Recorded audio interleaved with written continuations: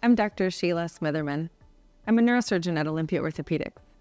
I want to talk to you a little bit about your neurosurgical procedure today.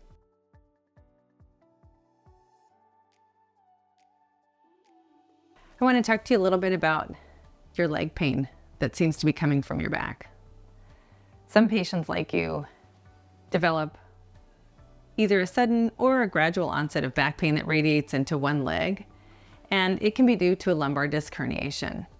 Some patients will describe it as a feeling of pain, numbness, tingling, or weakness that goes often from the back and down into the leg, and sometimes into the calf or shin, and on into the foot. And that can involve any number of those symptoms or a combination of them.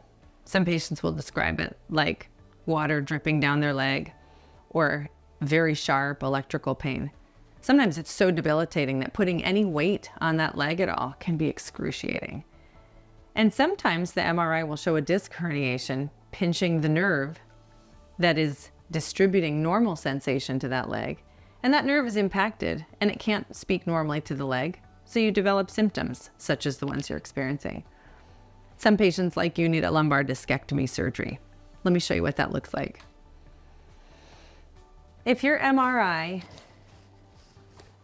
shows a disc herniation, it's going to look like this one. The side view of the lumbar spine is a picture of you as if you're standing looking at the wall and we've made a vertical slice through your spine. So your tummy would be here and the skin of your back is here and your buttocks are here. The vertebrae of the spine are these squares and they're separated from each other by a disc. The spinal canal, where all of the nerves that serve your legs for sensation and muscle function are, is this corridor right here, and it should be full of white fluid surrounding these little gray stripes that are floating in it. Each of those stripes is a nerve that serves a part of your leg for sensation and muscle function. The discs should be sandwiched between these vertebrae. And in this case down here, the disc between L5 and S1 has herniated out from where it's supposed to be in the disc space, and a piece of it is sticking out into the spinal canal. Can you see that? And that is pinching, in this case, the S1 nerve as it's traversing through the spinal canal before it branches out and goes to the leg. In this situation, S1 serves sensation from the back into the buttock and hip, into the hamstring area in the back of the thigh, into the calf in the back, and often some patients will have it all the way down into the side of the foot and the pinky toe. It can be very painful, sometimes numb, sometimes even a sense of weakness in the hamstring or calf. Whereas this is an abnormal MRI, this is a comparison normal MRI to show you what the difference is. This one doesn't have any disc herniation, but this is the disc herniation that's causing pain in this situation.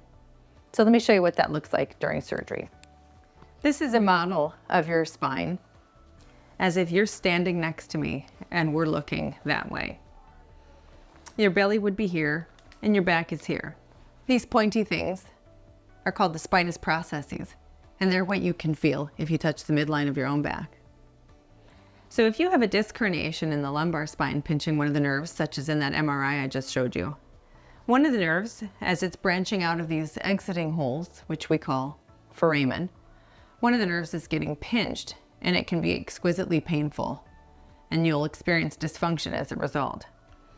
So what we do is, if we need to take you to the operating room, we get you to the operating room and my anesthesiologist will get you off to sleep. And then my team will help me put you on your tummy on the operating table, such that I can see your back. And I make a small mark where the L5-S1 level is, and then we clean your skin with antiseptic and get you all draped, and then a small incision is made between L5 and S1 to allow access to the lamina that overlies the spinal canal where that disc herniation is. A small window is drilled in that lamina to allow for a little working corridor. Once that little window is drilled and a piece of bridging tissue that overlies the spinal canal, which is called ligamentum flavum, when that's removed, I'm looking right at the nerve that's being pinched and that disc herniation. And using a microscope to magnify everything to make sure to visualize the nerves and all the structures that are critical, I can see the nerve that's being pinched and the disc herniation. And with several different small micro instruments, I can remove that disc herniation and take the pressure off of that nerve. When patients wake up, they often describe that the pain that they were experiencing is gone right away.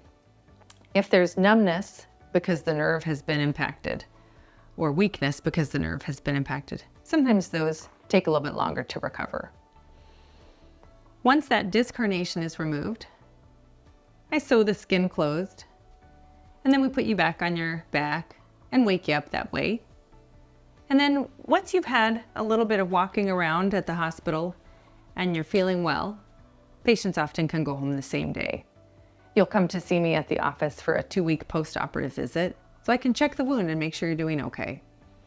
We want to allow that area to heal so you have a low risk of recurrence of a disc herniation, since that spot in the disc has shown a little weakness and allowed that disc herniation to happen in the first place. That means no lifting over 10 pounds for the first month and no shaking or jarring activities. Some people have work that's really heavy, like construction or road work or logging or furniture moving. And that kind of work has to be avoided until that area has healed as much as it can and until we've gotten you into some physical therapy to retrain and recondition some of the musculature to make sure that we support that area of the spine that's had a little bit of trouble. The physical therapy primarily focuses on things like core muscle strengthening. And that doesn't just mean doing crunches or sit-up. That actually means doing a lot of different exercises to work the musculature in the abdomen, in the low back, actually also in the chest and the upper back to facilitate optimization of your posture, keeping your chest up, your shoulder blades back, your belly button, like we're pulling it to the spine, and keeping your buttocks underneath you, so really working on the gluteal muscles as well.